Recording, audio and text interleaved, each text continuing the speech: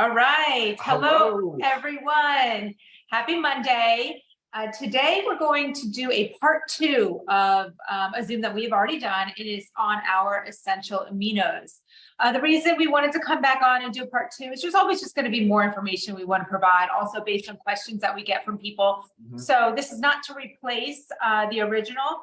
This is just to add to it. So if you haven't yet gone on and watched our Zoom on essential aminos, please do that in addition to watching this one. So just to give a little bit of background, again, essential amino acids are essential. That means our body does not make them. We must get them from external sources via our diet. They are present in foods, predominantly in meat, but we are also just not getting enough of them. What amino acids do, they're the building blocks of protein.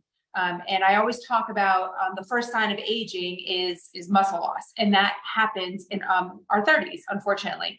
So we really need to work harder to prevent that muscle loss and supplement with our amino acids. There are 9 essential amino acids.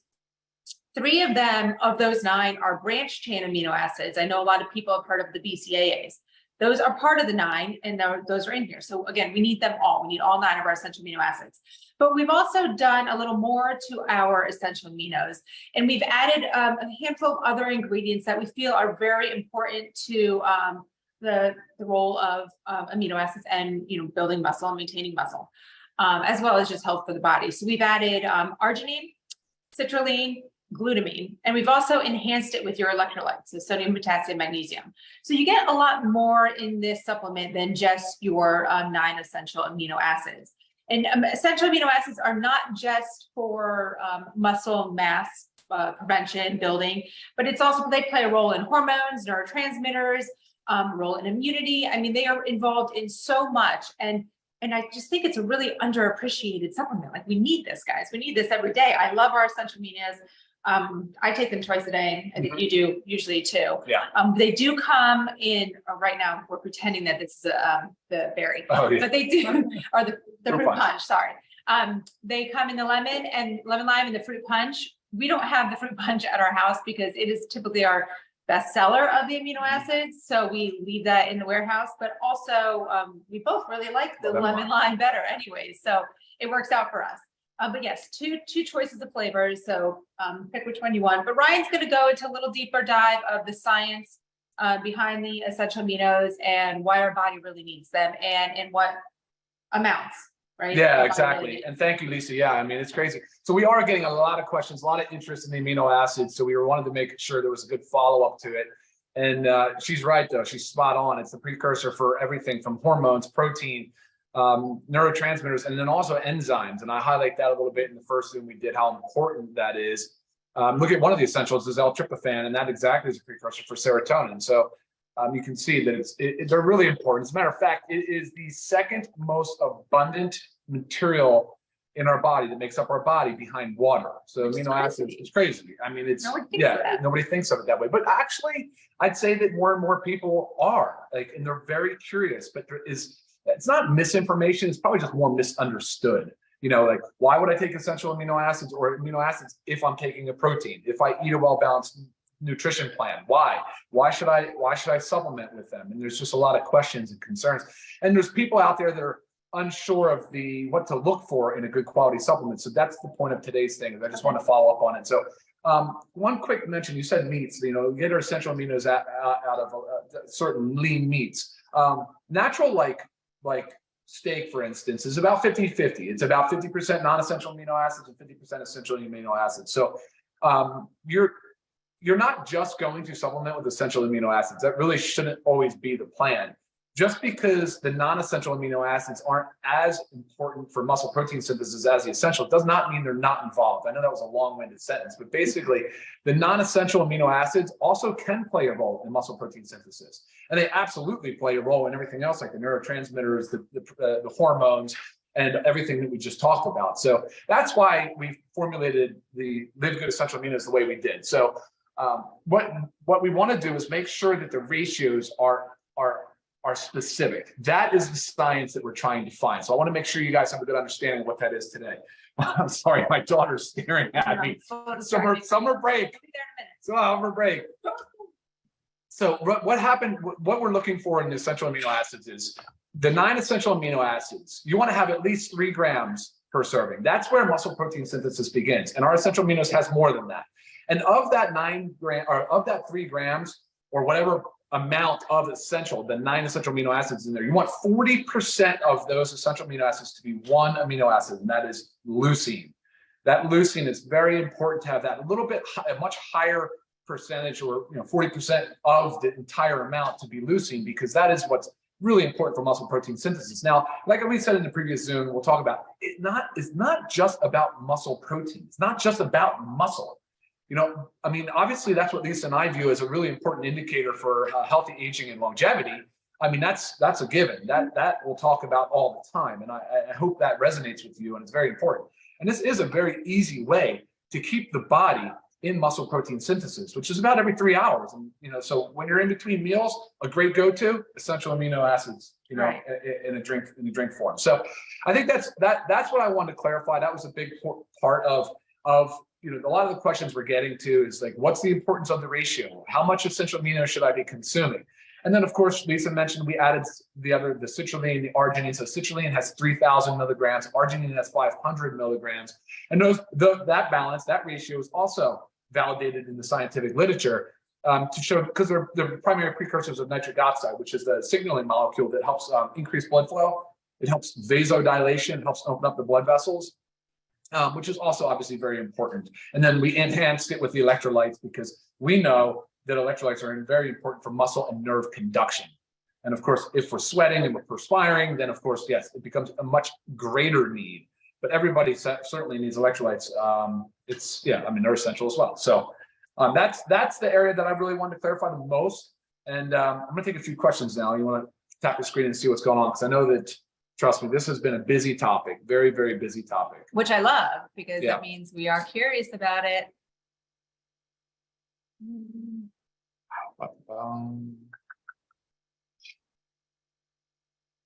Well, Lisa, what are some of the questions I know that you're getting too? Well, a lot of it was the percentages and like how it compares to real food. Eggs, how it compares. Meat, okay. Yeah, sure.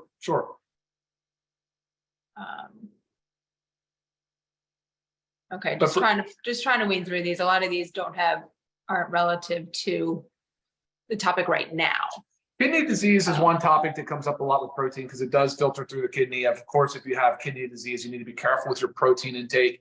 Now, essential amino acids, on the other hand, it's a good question. It should be answered by your nephrologist. I assume if you have kidney disease, you are being seen by a kidney doctor. So that's a question for them for sure. Right. I love this comment here. This has become my favorite product. From the moment I take it, I feel better. It's very true. The energy goes. Yeah.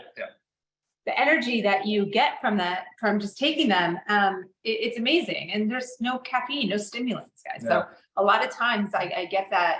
I get that response that people just feel great, and there's no sugars in this. There's no calories. Sugar-free, dairy-free, gluten-free, non-GMO. Right. It's great. So it's a low impact supplement. That's what I'm saying. It's one of my absolute favorites for those reasons. Like, has such a positive impact on our health. Derived from fermented, plant-based, and there's really no downside. There's very little that I can think of. Right. I mean, this is the one product. I mean, to me, it's almost impossible just to pick one. But if I literally had to choose one, and I could only take one supplement for the rest of my life, it would be essentially hands down. Yeah, probably be for me too. Yeah. All right. So for me, the way I take my supplement, I'm 30 minutes prior to a workout, because I think of it as, yes, I need this for muscle building protein synthesis. And yes, I enjoy that little beverage before I go to the gym. And then again, I usually do it in the afternoon, but sometimes I'll do it before bed. Now, it does not have a stimulant in this product. There is no stimulant, there's no caffeine, there's no thermogenics, nothing like that. So you can use it before bedtime. I do. I will drink an essential aminos before bed, and it does not have a negative impact on my sleep. Right. Yeah. Exactly. Can I mix this product with E3 in one drink? That is my pre-workout right there. Yes, you can. Don't have any unflavored, but the flavoring is very light. Very light. Especially the lemon lime. Yeah, very light. He gets all his protein amino acids from food source. One can tell him about our amino acids.